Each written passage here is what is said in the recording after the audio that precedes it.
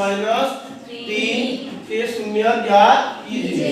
तो मध्य प्रदेश में MP board में 2 वर्षों से पूछा गया है, 2020 और 2023 में पूछा गया है, और अभी हमारे प्री बोर्ड में भी 2025 में आ चुका है। तो इसका हल देखते हैं। बहुपद x पर 2 की घात है तो x पर 2 की घात, -3 है तो -3।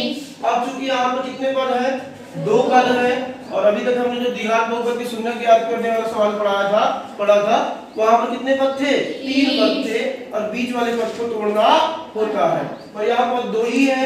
तो अब इसको कैसे अरेंज करेंगे, तो अब देखिए हल लिख दिए। बहुपद की बहुपद x पर 2 की घात, x पर 2 की घात, -3 की 3। अब 2 ही पद है तो 3 को ऐसा अरेंज करना है कि कोई सूत्र बन जाए, कोई फार्मूला बन जाए। तो कैसे करेंगे, x पर 2 की घात है तो x पर 2 की घात, माइनस की माइनस, इस 3 के ऊपर हमने क्या किया है, वर्गमूल लगा दिया है, और इसके ऊपर फिर कोष्ठक में क्या लगा दिया है, वर्ग, ताकि वर्ग से वर्गमूल कट जाएगा तो 3 की 3 प्राप्त हो जाएगी ना। अब देखते हैं यहाँ सूत्र बन रहा है, यहाँ पे फार्मूला तैयार हो रहा है।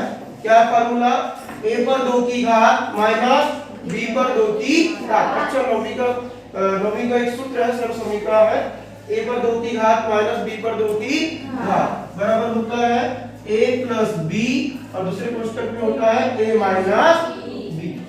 ये हमारा सर्व समीकरण है, सूत्र है a पर 2 की घात माइनस b पर 2 की घात बराबर a प्लस b और a माइनस b। अब तुलना करिए, आप देखिए a पर 2 की घात मतलब किस पर 2 की घात, x पर 2 की घात, माइनस की माइनस, b पर 2 की घात मतलब वर्गमूल 3 पर 2 की घात। तो a पर 2 की घात माइनस b पर 2 की घात का फार्मूला क्या है, a प्लस b और a माइनस b।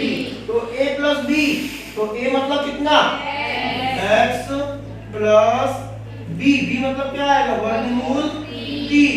इसको एक बार लिख दो, इसी कोष्ठक को एक बार पहले लिखना माइनस में, तो a माइनस b मतलब x माइनस वर्गमूल 3।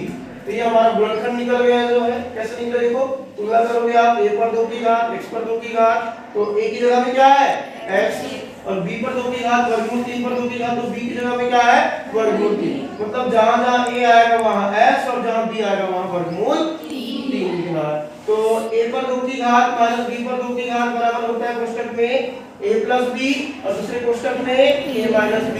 तो a प्लस b मतलब x प्लस वर्गमूल 3, और a माइनस b मतलब x माइनस वर्गमूल 3। ये हमारे निकल गए गुणनखंड। अब हमको निकालना है, तो निकल जाएगा डायरेक्ट, तो बलिष्ठ निकालना नहीं पड़ा। शून्य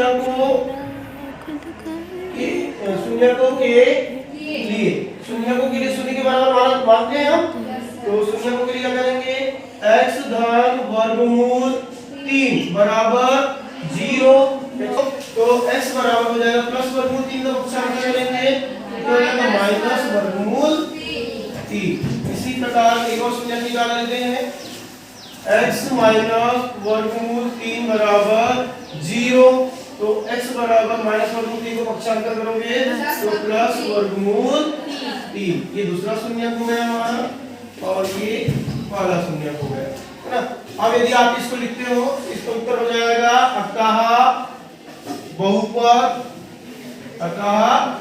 बहुपद x पर 2 की घात माइनस 3 के शून्य माइनस वर्गमूल 3 व प्लस वर्गमूल 3, ये हमारा हो गया